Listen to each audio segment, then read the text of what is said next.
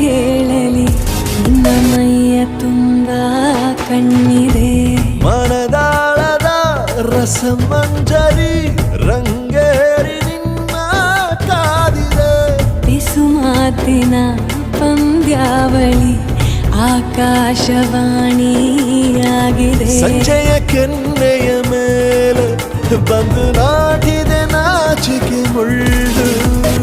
ಮನದ ಮಗು ಹಠ ಮಾಡಿದೆ ಮಾಡುವ ಕೊಂಗ